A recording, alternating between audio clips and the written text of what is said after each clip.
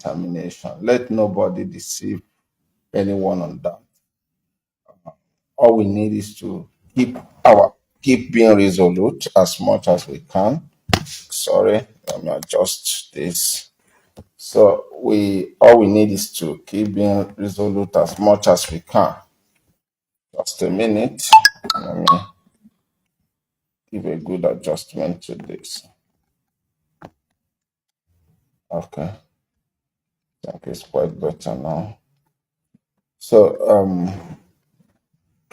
what I'm trying to say is this: we must remain consistent. We must, as a matter of fact, try as much as we can to remain strong because we are on a pious course, a right course, nothing anyone can do about it. So we must maintain our ground. We must maintain our strong faith. And above all, we must understand that what we're pursuing is a just cause. But a lot of things keep unveiling, and we own ourselves that responsibility to analyze them.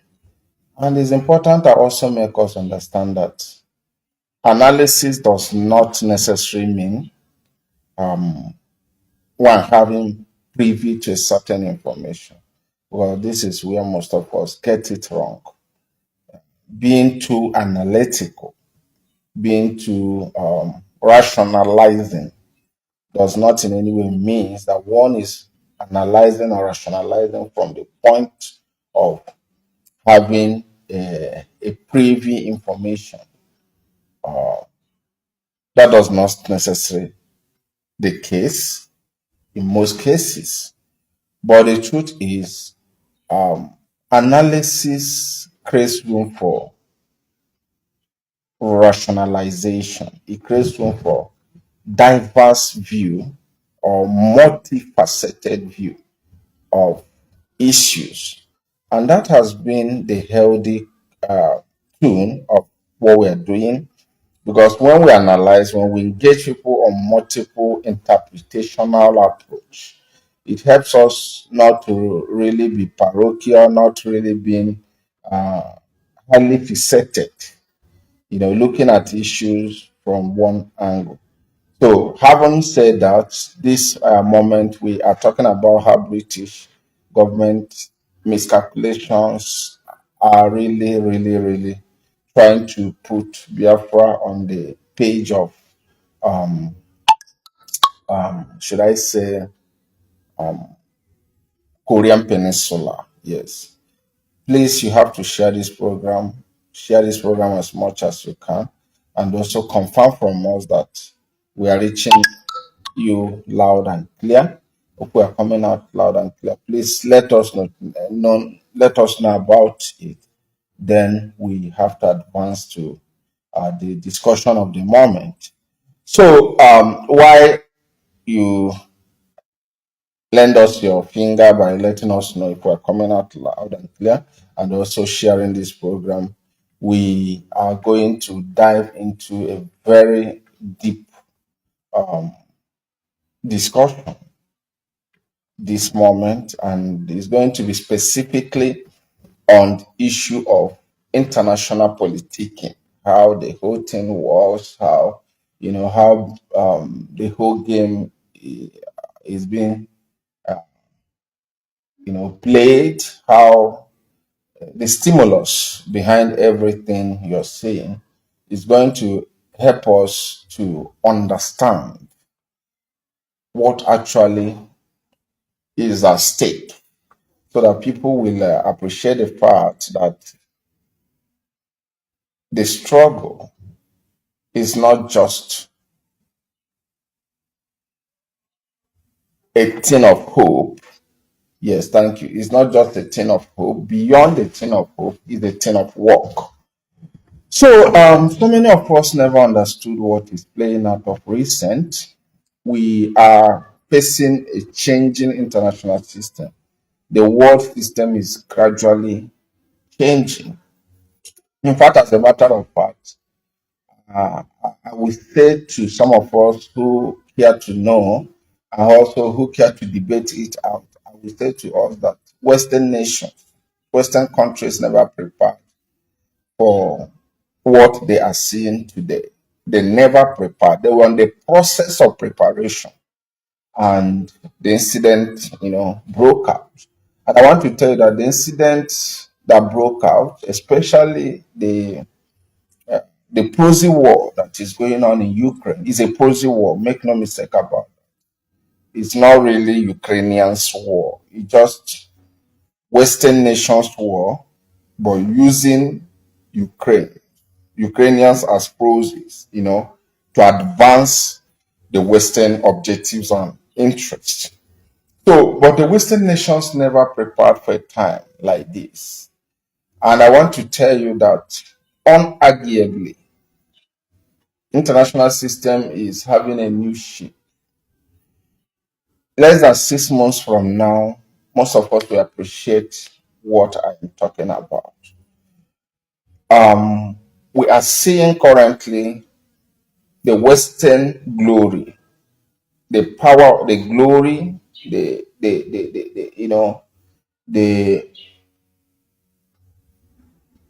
that high respect and fear attached to Western blocs. We are seeing it seriously depleting in Ukraine.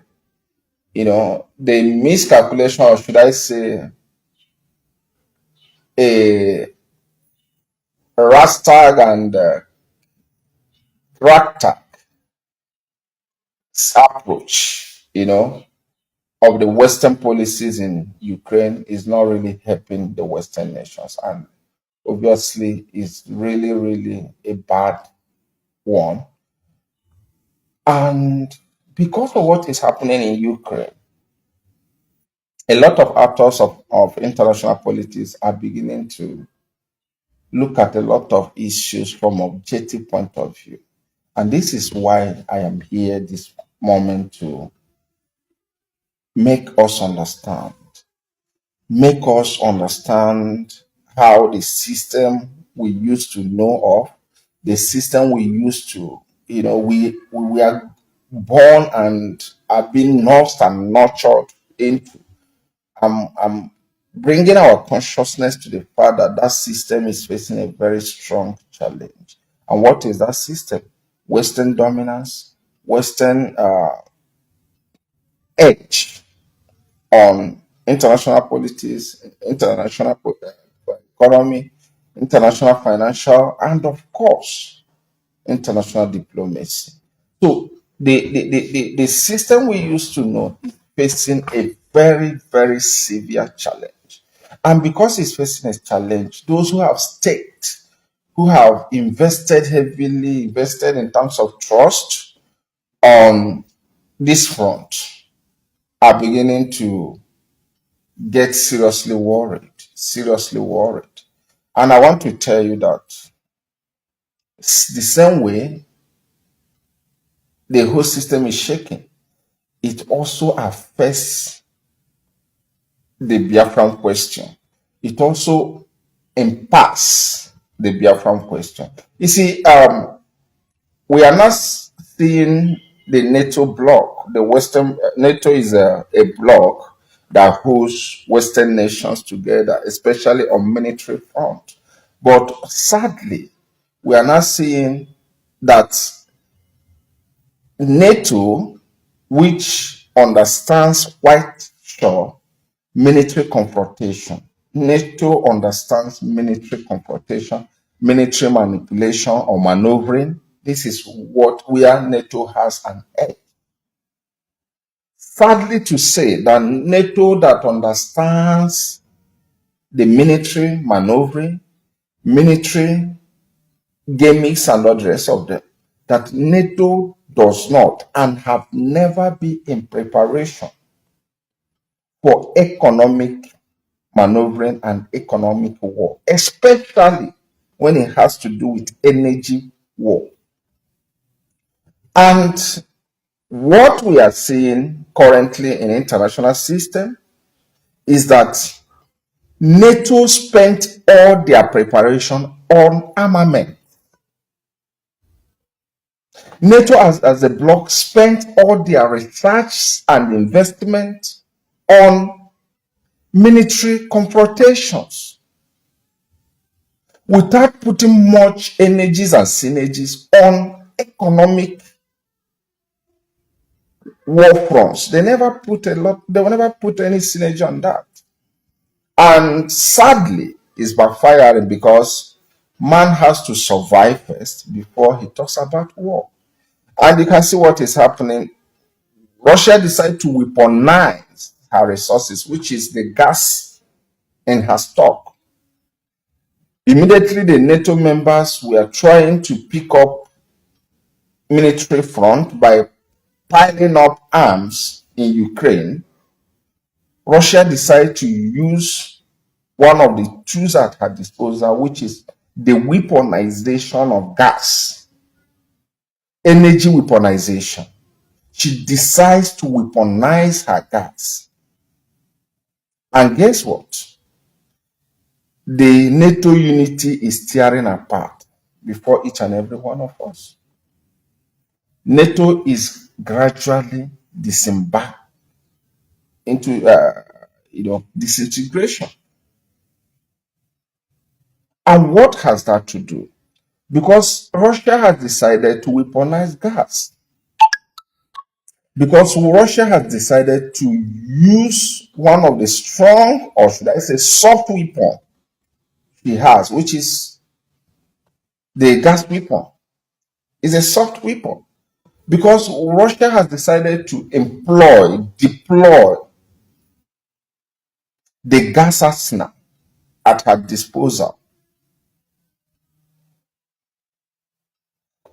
Everything, the unity of the West is now in doubt. It's now put to serious checkmate.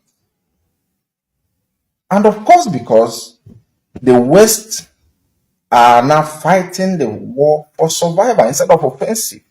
Remember, NATO was interested to engage Russia on military offensive by arming heavily the neo-Nazist group in Ukraine, not necessarily the Ukrainian military. So many of us don't understand.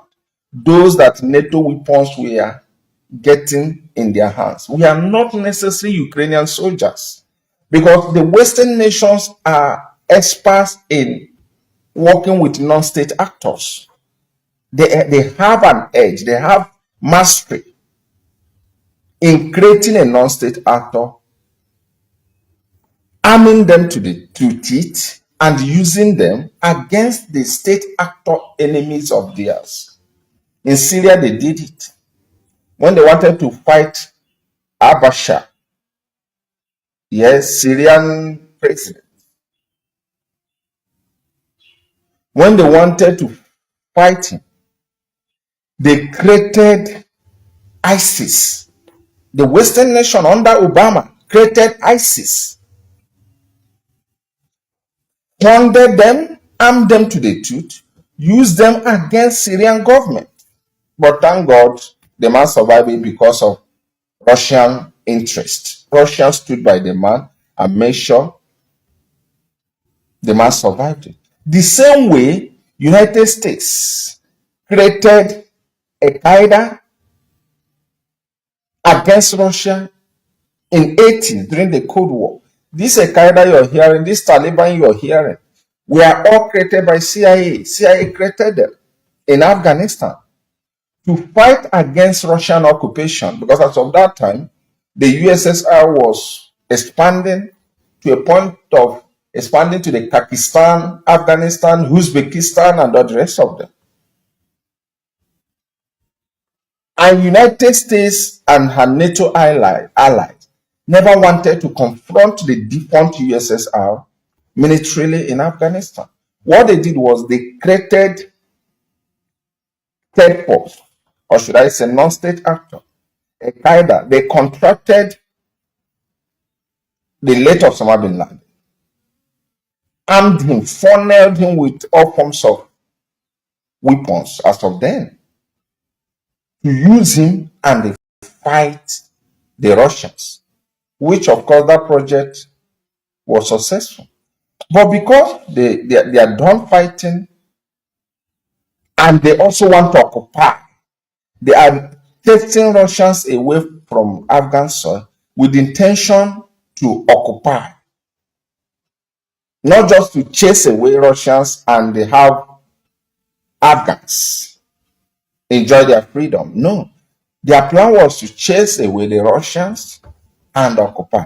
And the same people they armed, the Qaeda and Taliban, now decided to use the training the United States and her allies gave to them and the weapons to turn against the second occupying force, which is the United States. And you saw what happened in Joe Biden's time. In fact, America ran away and left a lot of billions of dollars equipment. And today, the same thing they are doing in Ukraine. They are busy arming the neo-Nazist group in Ukraine to help them and fight the Russians, trying to create a kind of guerrilla warriors in Ukraine because of a lot of Americans' interest in Ukraine. But trust Russians. The whole system is not really working because Russia decided not to necessarily confront the Ukrainian neo-Nazists heavily. But what Russia is trying to do is strangle the source of survival of those Western nations, especially in Europe, who are contributing those armaments. And also, Russians are also doing everything possible to infiltrate the network of these neo-Nazis, thereby getting information where the Western weapons are dropped, and they use their air raid to destroy those equipments. And you can see Americans are now getting tired because there's a high inflation going on in the United States economy. And the Americans are getting tired of, billions of dollars being emptied in Ukraine. And the funniest thing is that they don't know who is in receipt of these weapons. Because the non-state actors you're dropping the weapons in their hand, are you going to de-weaponize them at the end of it? It's going to be a very difficult task. But because you are going to find it difficult to de-weaponize them, it becomes a problem. And also, you can with Russian choice of using her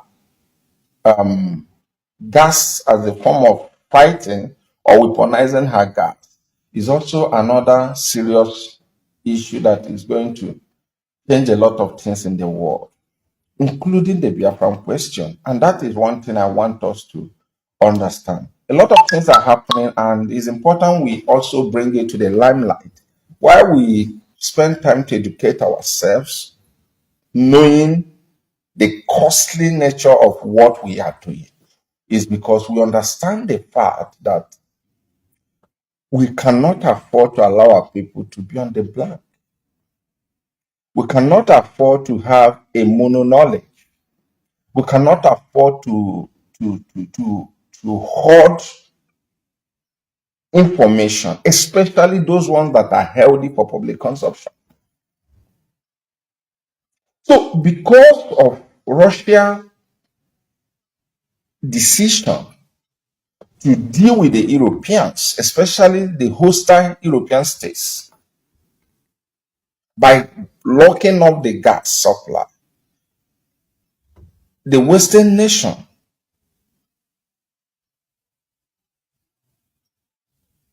are currently having two options, two regions to source, or is it two or three regions to source for gas? One is in Middle East, two is in Africa, and three is in South America. These are three major geolocations. They are putting on their synergy to see how to survive Russian gas replacement. But I want to tell you, among all these places they have beamed their searchlight to replace gas energy, no one is as easily to be transported. No one is less cost effective than what they were enjoying in Russia. But there's a very strong challenge that is going on. Very strong challenge that is going on among the Western nations. Now, a country like Germany recently went to, in fact, before Germany, US and UK went to Saudi Arabia and went to United Arab Emirates. The two presidents, the Prime Minister of UK, Johnson Boris, and President Joe Biden, on their individual scale, they all traveled individually to Saudi Arabia and to United Arab Emirates. And what did they go for? They went to solicit for these countries to supply them gas. They demanded that these countries should supply them gas. And also they went to Egypt to also demand for send gas supply. Now, United States, after discussing with the leaders of these countries, the leaders refused to do as demanded. They refused to hearken to the demand of United States and of course United Kingdom and all the rest of them. In fact, Germany signed a contract with Qatar, which the capital is Doha, is also within the Gulf states. German government signed an agreement for gas supply between Qatar and Germany in order for Germany to replace Russian boycott or Russian gas. As of yesterday, as I speak to you, Qatar have revoked that agreement. They have cancelled that agreement. They said they need a fresh agreement. It's just like you finish discussing with somebody and somebody has gone for to celebrate the outcome of the discussion and eventually waiting for supply. And you call him that agreement is no longer binding. That was what happened yesterday or day before yesterday between German Qatari government's agreement on gas supply. They told them they are no longer interested, that they're not going to abide by the terms of the agreement. So, because of Russian influence in Middle East, Russia has been exerting a lot of influence. Let me tell you what happened. Most of you don't understand. The Western nations gave Russia the respect she's enjoying today. In Syria, it was in Syria and currently in Libya. The Western nations gave Russia the current power she's asserting. How? Russia stood on the side of Syrian government and declared that the man will never be removed at any cost. He stood on Syrian government, on the side of Syrian government, fought the Western forces, which is ISIS, and dealt with them. Also in Libya today, Russian interest is still strong. So because the Arabs we are watching, those in Middle East we are watching, those in Gulf states we are watching, and say, does it mean if Russia stands with you, you are absolutely secured? If that is the case, that means Russia is a reliable partner than United States and her allies. And most of them began to make adjustment in their foreign policy, moving from west to east. So, and when these Western nations felt that they could tell these guys and say to them, please pump excess gas, pump excess oil so that we can stabilize global energy market, we can stabilize price. When they finish talking and they leave, Putin puts a call to Saudi Arabia, puts a call to UAE, puts a call to Doha, and said, don't mind these guys. We are going to deal with them. We are going to frustrate. We are going to shake the global economy, proving to them that the global economy is not in their hand. And most of you don't understand why every week currency strength is not lying in the shoulder of dollar. Rather, it's lying on the shoulder of Russian ruble. Most of you don't understand the secret. Ask yourself, why is it that despite the sanction, the boycott coming from the Western nations, coming from United States, ruble is still stronger than dollar? Is dollar under duress? Is dollar facing any sanction? No. Why is it ruble is also stronger than euro, stronger than what is it for? Pounds? It's a simple secret. It's a simple arithmetic. Russians are playing a very dynamic diplomacy that is greater than what the Western nations are playing. I'm going to break it down for you. Why Russian ruble is still stronger than dollar as of last week, despite the sanctions, despite the boycotts of Russian products or the so-called boycotts. It's simple. The Western nation, United States, want to mobilize the entire world against Russia. And how is Russia surviving? Russia understands that she might not win everybody on her side, but she needs the key market players. And when you come to international market rating, the highest market is the United States, followed by China, India. Then you talk about EU market, European Union market. Look at Brazil, South Africa, and all the rest of them. So what Russia did these days, why America wants the whole market, global market, to boycott Russia. Russia was interested to do selective, be friends of the big markets.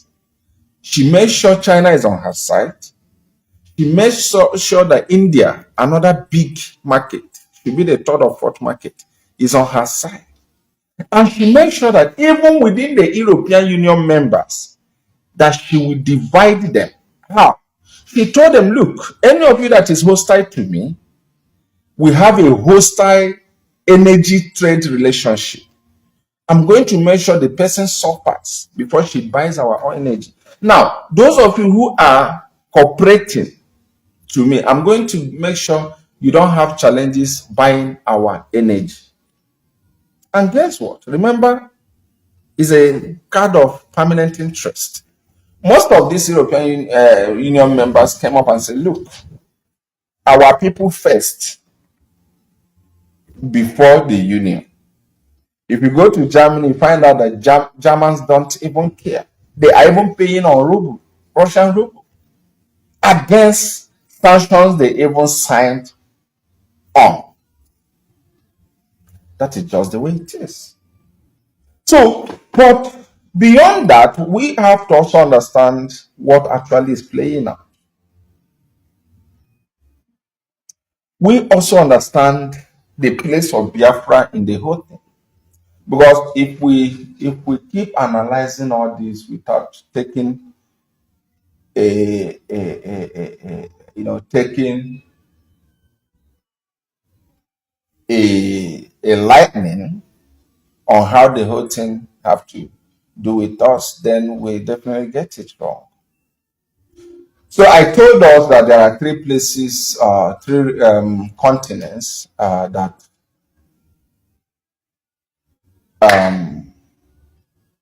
the Western nations are hunting for energy. And I told you Middle East. I told you South America, and when you come to South America, it's mainly Venezuela.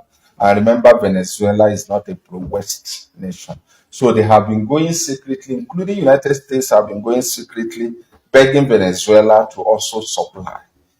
It's left for Venezuela government, but I believe Venezuela government is not going to allow them have their way easily. Though Venezuela government needs money, but in this case, you might decide to pursue pride, national pride, and not, money.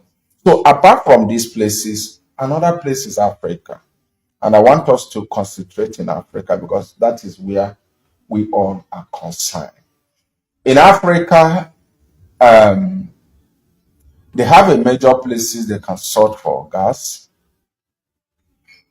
They can sort for gas in Algeria. In fact, Algeria happens to be the highest place you have a gas reserve in Africa, then followed by Nigeria, and the highest place you see it is in Ohaji in Imo State. That is where you have the second, if not the first, largest oil reserve in Africa. Is in Imo State, in Ohaji, a place known as Asa, within Asa Awara area. So, to the west, Algeria is there, Nigeria is there, and they can also sort in other places in Ghana to a reasonable point, Angola, Egypt, and all the rest of them. But we're talking about the market size. That is what we're talking about. Energy at market size. So, what actually is happening currently is this. United Kingdom understands that after Russians are done fighting this defensive war, which the war is almost ending. The war is almost ending. Most of you don't understand. As of yesterday, United States Secretary of Defense, Mr. Austin, in fact, he happens to be my namesake. He called his Russian counterpart and he was demanding for ceasefire. Because what they saw, what they had in mind before entering the war is no longer what they are seeing. In fact, since the war began, the US Secretary of State has never spoken to his Russian counterpart. US President Joe Biden has never spoken with his Russian counterpart. Why? They never wanted to give Russians access to talk about diplomacy because the illusion there was that within 2 months, Russia will be in a mess.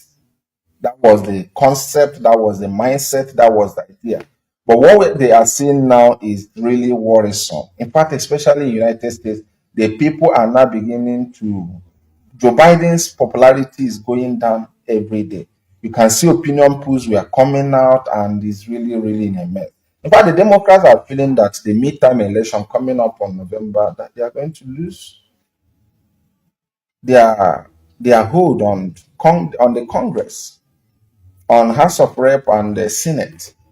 So everybody's feeling the concern. So they know that if they continue prosecuting the war, American economy, dollar will be in a mess, inflation will be high, America debt profile will be on a sky roof, and thereby his government will be the worst government in America. It's already rated. So they are not doing everything possible within their reach to see how to end the war. But the dangerous part of it is that if they will end the war diplomatically, the West will now fight the second war. I'm going to explain to you. Because if they decide to end the war diplomatically, which they have no other option, U.S. Defense Secretary have just put a call yesterday to the Russian counterpart asking for ceasefire, and all. That means America is now passionate, hunger. for diplomacy, because before them they see that international economy is in a mess, especially Western economies are really in a very big shock. Chinese economy is stabilized, Indian economy is stabilized, but the Western nations are already panicking. European economy is really in a heavy shake. And if nothing is done, they are moving to recession because companies are now panicking. There is a panic buying in Europe because nobody knows what might be the final state. You can see what is happening in Finland, that Russia has gone to zero supply of electricity to Finland. And do you know how many households that are going to die and suffer? Do you know how many industries that are going to shut down because of that action of Russia in Finland? So they now see the need to see how to resolve this issue diplomatically against what they were told, against what they felt earlier would have been the outcome of the war. So they are now considering ending it well. But let me tell you, now they are seeking diplomacy. They have lost and they are going to lose a lot of friends on their side. But what they have proven to the world that what they were telling them they were or they are is not really what they are. Because the world expected them to, by now, to finish up Putin, to finish up Russia. But it's so funny that till now, Russia is waxing strong. Ruble is even going higher in terms of rating, and the dollar is going down. So a lot of countries are going to consider entrusting their security relationship with Russia than the West. And what you're going to see, listen and listen very attentively, is that Russia is going to go offensive diplomatically. Places Russia would not be interested to enter previously is going to enter and advance.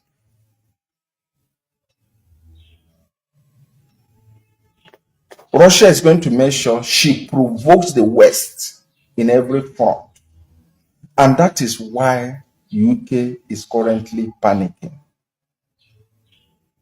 Most of you don't understand a lot of agreement and a lot of battles we are fighting. And that's why I said to some who care to listen, the struggle for Biafra is bigger than us. But our creator decided to envelop us with the matchable strength.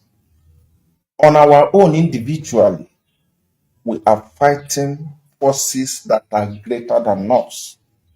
But what we are seeing is God trying to pick the nobodies in order to humble the somebodies. That is just the summary of what is happening. See, we have been dealing with a lot of fight on every side. Something happened, and most of you might not have preview of this information. Something happened, and somehow Twitter was bound. You know what led to Twitter bound in Nigeria after the hate speech the president tweeted, and Biafran online activists, Biafran warriors, flagged down the president's statement as a hate speech, and Twitter, because of a lot of reports, brought down that tweet and even blocked that account. So, in order for them to deal with, prove to Twitter and the us that for now they are still in charge of the country, they suspended Twitter and began to give Twitter a lot of conditions. So many of you never understood in course of dialogue, in the course of dialoguing with Twitter, they reach out, they gave Twitter a lot of conditions. One of the conditions they gave Twitter was this, that Twitter should remove a lot of our accounts, that Twitter should remove a lot of us accounts that have a lot of traffic. Twitter told them, no, we can't remove. Because if we do that, these people can sue us. And also, is it positions us to be an interest party between your contention with them. So we cannot be that involving. We need to be a neutral body here in Nigeria for business purposes, not to take side. But Twitter said, okay, there's something they are going to, they said, okay, Twitter, how do you solve this problem? Twitter said, okay, we are going to help you out. In fact, British government was part of the dialogue and debate, the backdoor discussion. And it was agreed that Twitter is going to release a lot of bots. Bots are spelled BOTS, to every single one of us account. That is it. As a counter voices to us. Most of us don't understand how it is. What is bot? BOTS. Bots are electronically generated accounts. Say, for instance, if my account on Facebook have a lot of bots, let's assume they deploy up to 50,000 bots on my account. What it means is this: if I post something, those electronically generated accounts are going to make sure they counter everything I'm saying. Now you see more of a comment being anti my post than a pro comments of my post. So they agreed. And Twitter said, okay, we are going to deploy a lot of bots on Biafran opinion. So what it means is that anytime a pro-Nigerian tweet is released, the bots will comment. You will see a lot of comments on that. And you will say, it looks that many people are even supporting these people than not. These electronic bots. And because of that, they also gave the same instruction to a lot of social media handles or platforms. And they were working on us with both. That doesn't mean we are not out. But the truth is this: there are things you cannot change, but what you can use to help yourself is consistency. So, because of that, British understand that it's going to help them well. It's going to help them well. Because if they have deployed, if for instance we have 200,000 people talking about Biafra and they have created about 2 million books. So, you know what it means? You post something, 2 million books are there or spans are there to flag it down, to counter it. You just need a courage as a warrior and a warrior with understanding of what I'm talking, for you to know that your message should be consistent, irrespective of the diverse opinions you see. But something happened and is really, really dramatic and coincidental. And currently, everyone is panicking over that. Most of you don't understand.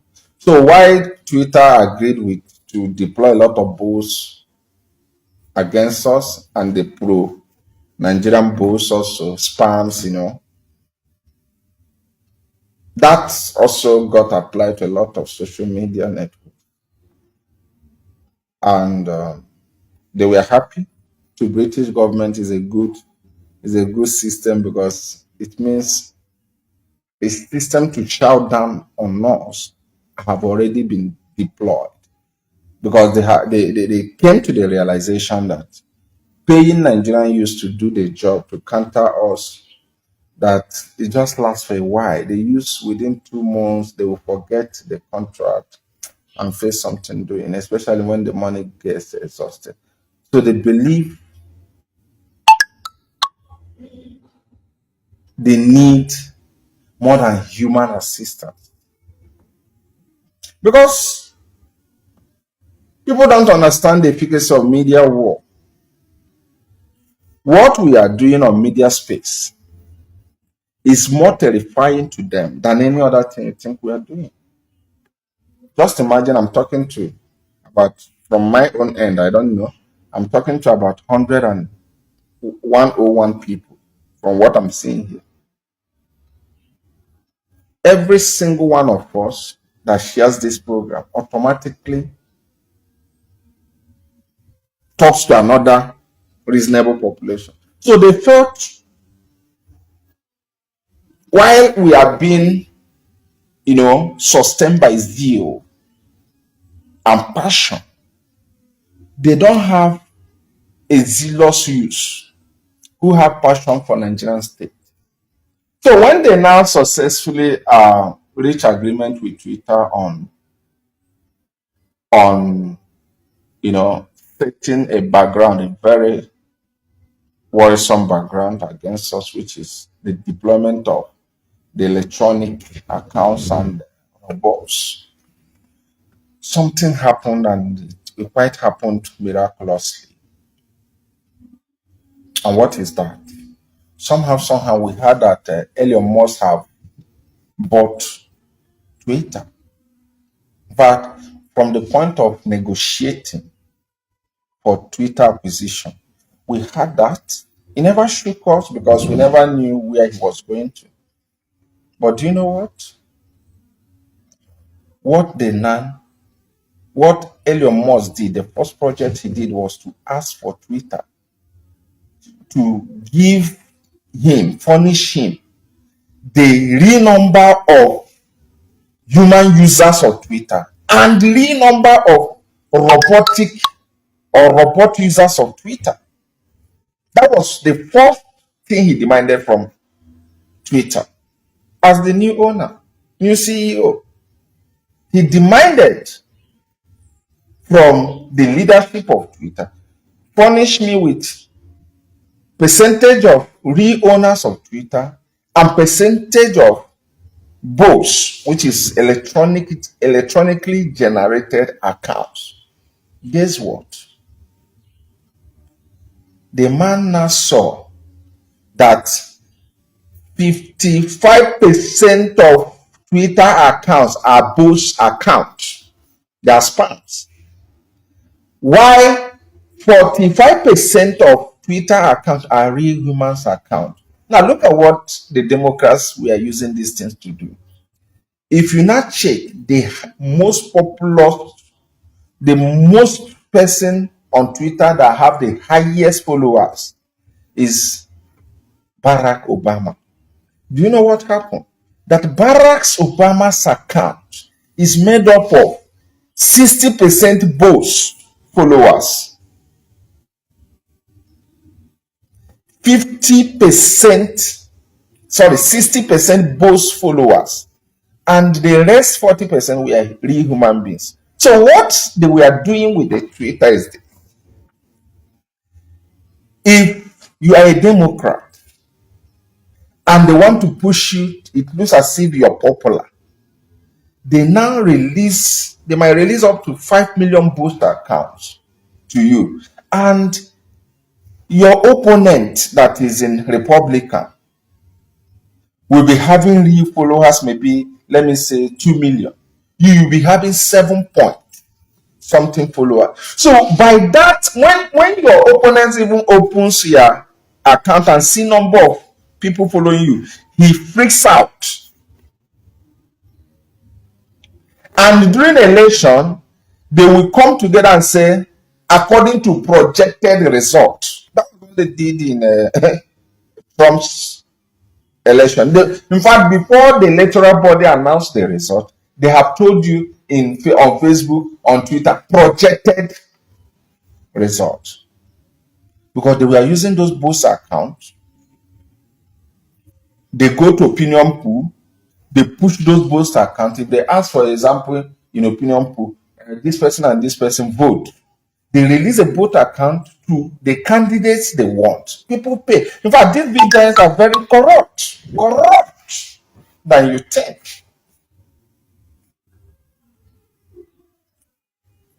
So they release both account to a certain candidate, and the opinion you will be on his favor.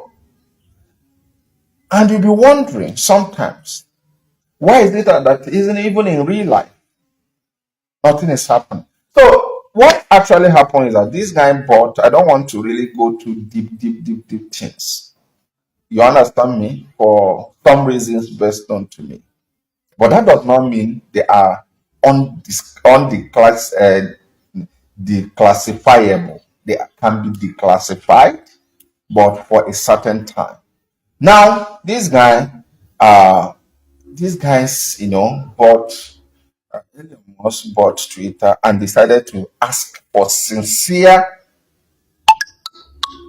followership of Twitter. How many people are real number? And what he saw got him shocked. So what now happened is that he now discovered that even a lot of us who are social media warriors are being attacked by both accounts. You just wonder yourself, ask yourself a question. Like I told some of you, if you want to know how to, if you want to profile, if you want to profile the real accounts on your account, it's simple. Just check the profile of the account. You just see the account might have been opened in 2019, but that account does not post anything. Only come to comment rubbish, and that is the end. These are all both accounts. The account is open with one funny picture. Sometimes they use flowers, sometimes they use one funny thing. But they comment, they leave. Just go to the profile, say open. You will just see open in 2019. Nothing on the wall. Nothing. He's not talking about his mother on the wall. He's not talking about his father on the wall. He's absolutely talking nothing. But where you see them active on your comment section, these are electronically deployed robots. So Elon Musk took over Twitter and he decided to mess a whole lot of things up. He told us a few days ago that in case he dies,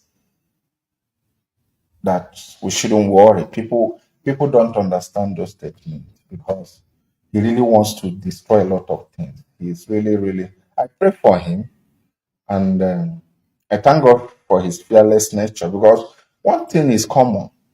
Just the way I'm speaking, I've been born. The next thing I owe to nature is death. So it doesn't matter the time someone dies, death is inevitable. So instead of you to say you're not going to do the work which you think you're sent here to do because you want to live long, definitely you will die. So thank God for him, and he deserves our prayers.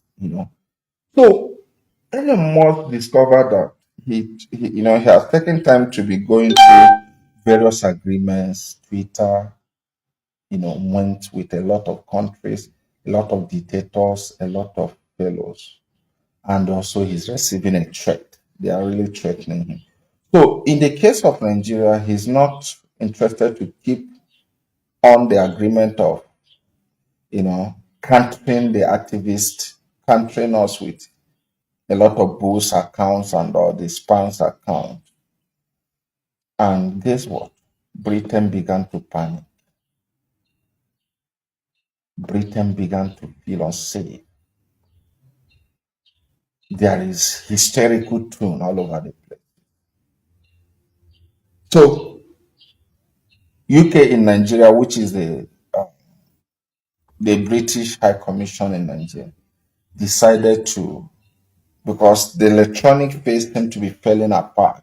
The electronic conspiracy seemed to be falling apart. The social media um, manipulations seem not to be workable because everything is going to be laid bare. So, do you know what the High Commissioner, UK High Commissioner in Nigeria is doing currently? He's now trying to do a lot of picture galleries with your kings, with your Haneses, with your governors, with your so-called political classes. So he wants to be doing a lot of postures with them, so that he will start telling the world that their elders, their stakeholders are not with those who want to move out of the terrible union, because they know that the electronic front is falling apart. So they have moved to analog approach, which is you see them, they will call Ohanese and take picture. And the next thing we hear, they will say, Ohanese has assured us of their belief in one united Nigeria. Do you understand? That is just what is happening. And we see BBC will run a documentary to paint us black, because they will not say the so-called social media warrior, because their conspiracies on social media have fallen apart. They now say common so-called social media warriors, because they cannot match us on a real and the equal setting. Of course, everything is learning bad. Because if not that Elon Musk bought Twitter, BBC has no business running the documentary she ran.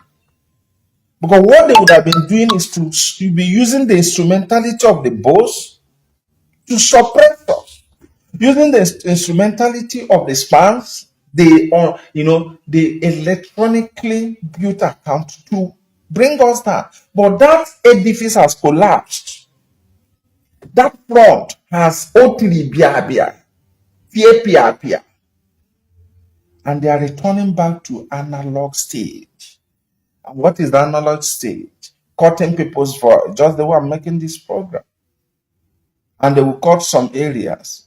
And ask yourself, they will do it, play it on their TV. How many people are watching? Then bring it online. We kill it online.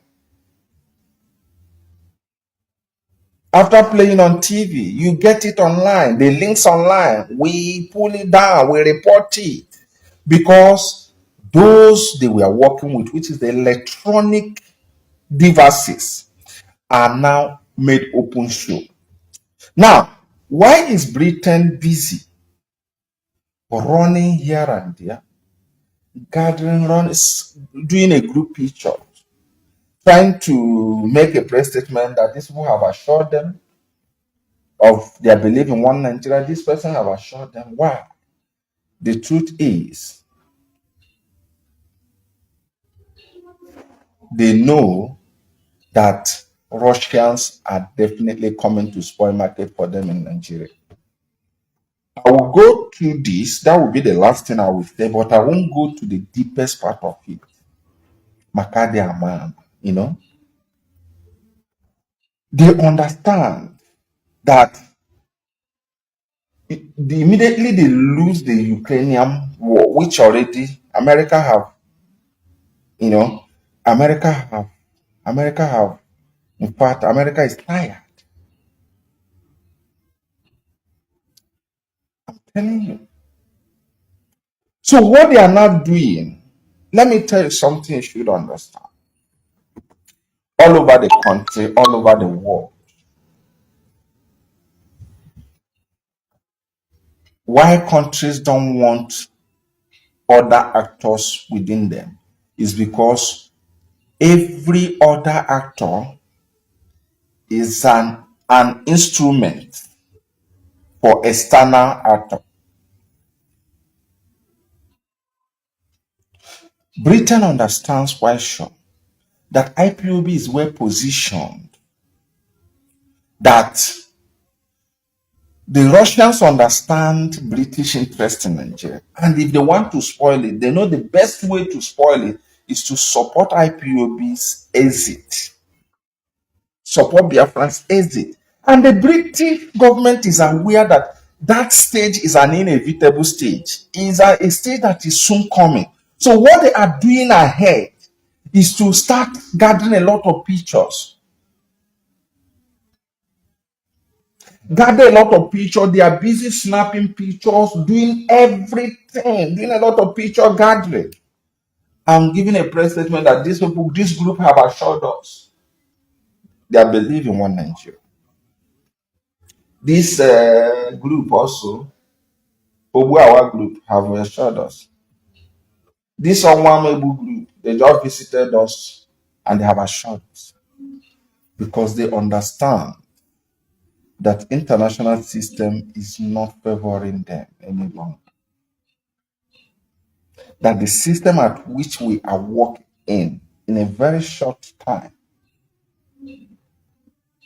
is not going to be advantageous to them. And you see them now, they are panicking, seriously panicking, because things they built for themselves, things they spent time to arrange, is now currently collapsing before their own very eyes. So that is exactly what is playing out. But when you don't understand all these things, you will not understand, you will not appreciate the efforts you are making. You will never appreciate it. Let me tell you something you should understand as a matter of necessity and urgency.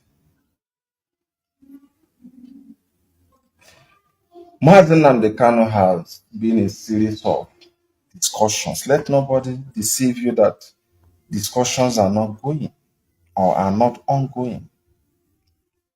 And also let nobody deceive you by telling you that Mazi Kanu is not at the hallmark of every discussion. Mazi Kanu is not just educated, he's viciously endowed with wisdom, knowledge, and understanding. And that is, uh, you know, that is one of the great advantage we have. I'm telling you. You see, I'm not looking down on anybody, but okay, let me just not go there anyway for sanctity purpose. But Mazi Kanu is a leader that he can delegate you to negotiate. He can delegate you to, he can give a credence to your dialoguing. But he does what we call ratifications. This is what most of us don't understand. Ratification is stronger than dialoguing period. And because most of us don't understand all this, we shout at the level of dialoguing. See, there is no law, there is no bilateral agreement that is effective until it is ratified. There is no multilateral agreement, document, that is given a legal framework until it is ratified. And I want us to have that understanding. Dialoguing is not where the problem lies. You can make a bad deal in dialogue, in the process of dialoguing. But where the problem lies is who is to ratify it. And that's the confidence we have in Mazi Kanu. You can dialogue anything you want to dialogue. You can engage anything you want to engage. At the end of it, the resolution is presented to him to ratify. And because he's super intelligent divinely and intelligently humanly. Do you know how many of, okay, let me shock some of you. Do you know how many agreements that have been reached by those he delegated to go and dialogue? And immediately the resolutions were brought to him to endorse, to sign, to make it, to give it a teeth. He declined them. He said, no, no, no, no. This clause is not appealing to him. This one, this one, this one. For that, this cannot be signed.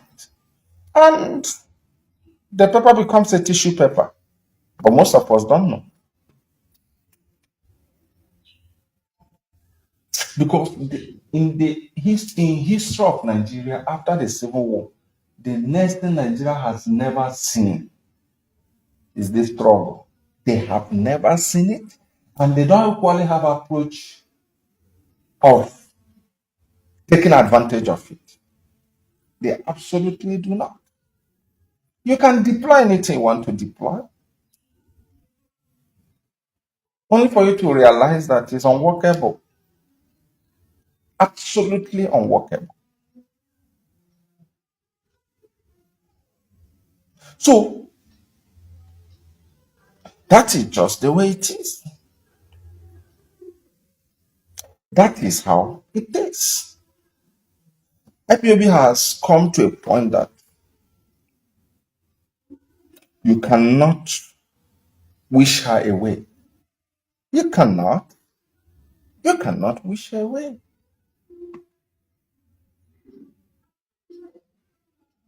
You cannot just feel the way you want to feel towards her. In fact, as a matter of fact, feeling is free and reality is sacrosanct. That is just the way it is. So, Britain understands that the future of this entity is in a very big question. And let me tell us, for your information, for those who care to understand, why British policy will definitely fail. You see, Nigeria is just like a building with a roof. Another man is busy trying to fix the roof, and another man is busy demolishing that building from base. The man trying to fix the roof will only realize himself when he now hear both him and the roof collapsing. That's exactly how Nigeria is. IPOB is busy reaching out the youth, both Biafran youth and Nigerian youth, constructively informing them the reason why we should go our different ways for the sake of humanity. Who are IPOB conscientizing? The youth. And who are the youth? These are people you see in the military, you see in the police, you see in DSS. These are the people that have the energy and the synergy to keep the country together. And these are the people IPOB is meeting. And Britain is busy meeting the living ancestors. Who are they meeting? George Obiozo, Nniam Wood, Obasanjo, IBB. They are just meeting those whose memory are not even, most of them are senile. They are senile. Now ask yourself, why is it that Britain, what is that thing that British is afraid of meeting the youth? Britain is afraid to engage the youth on the need for Nigerian unity because they now realize that the youths they are about to meet are already impregnated with ideas by IPOB. If you go to the Yoruba land, you watch it here, the Duduwa now, Yoruba nation now. If you go to Middle Belt, they're also thinking of having their own peace. Of course, if you come to Biafran land, the is a bought over area, is already gone. So Britain now felt that if they want to engage a program to reach the youth, they will end up having youths who will come to the British High Commission and start telling them, leave us alone. So Britain does not want that embarrassment. So they now say, okay, hence IPOB has successfully hijacked the minds of the youth. Let's be discussing with the living ancestors now. Within the short time they have to be here, let's at least interact with them until they leave. And that's why it's a fair project. It's a fair project. It's just literally a fair project. That is it. And that's why it seems as if every day in, every day out, you are seeing people getting associating from the Nigerian Union than people believing in it. Because IPOB did what we call sound demographical stratification. That's what IPOB did. Sound demographical stratification. IPOB was able to look at the population, stratify it, and went to the right population, which is the youth, and give them the message of heaven. And no wonder everyone is panicking. You can see the army guy, the young army guy, making a video say, everybody know where I come from. How can an army say that? If not that he's receiving the message even in theater, even in battle theater, he made a video and said they have that everybody knows where he is. So you now understand why Nigeria future is in a bad shape. We are engaging those who are vibrant. We are engaging those who have future, those whose life are still intact. And Britain is meeting those who we are in the near future will be pouring libation for them as Ndike, Ndi Nananya. That is it. People will soon be pouring libation on their grave as ancestors. These are people Britain choose to engage for survival of Nigeria. Chineke mere.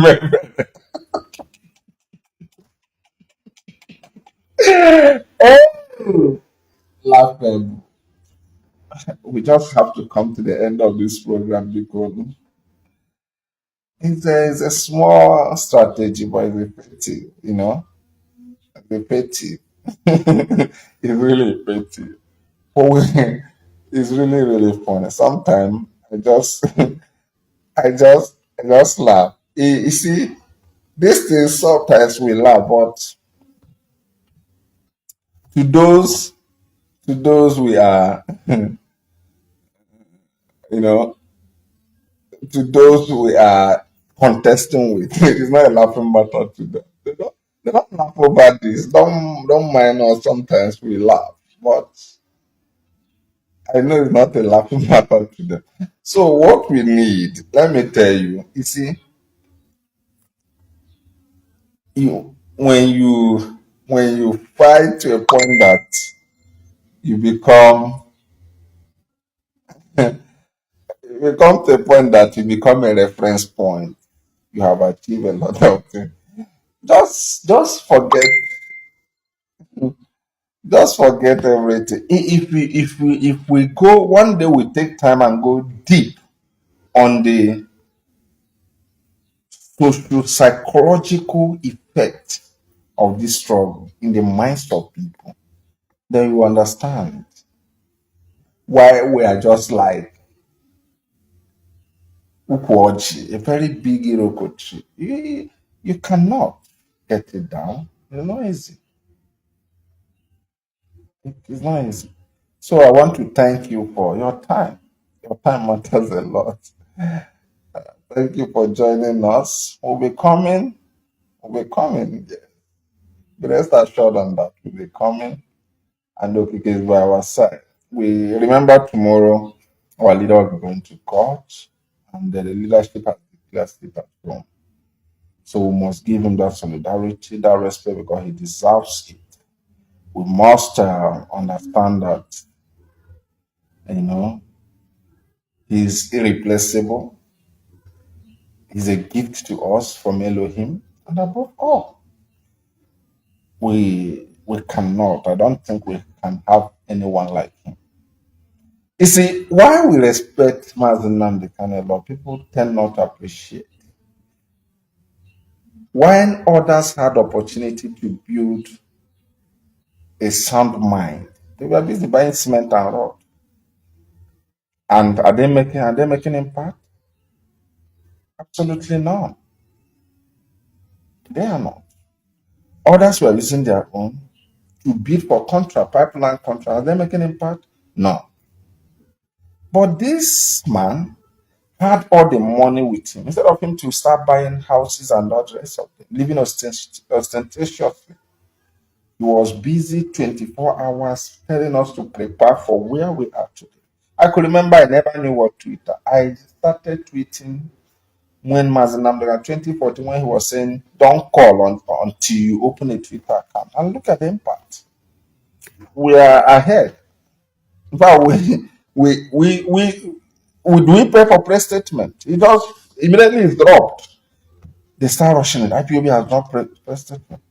A man who is serious, who had a vision, prepared his people. A man who has the right leadership, always prepare his people. Idiots who don't know anything rush for cement and frivolous things, mundane things they will leave, wander and go. But look at what the impact of this man for almost 10 years. From 2012, 2013, 2014, he was shouting. Go online, tweet, and look at the impact. And funny enough, these idiots who took their own time to buy cement, open building material stuff, expect what this guy built to be handed over to them. And it doesn't work that way. It doesn't work. They just want us to believe them. Oh, Adegu, we just have to come to the end. And thank you for joining me anyway. God bless you.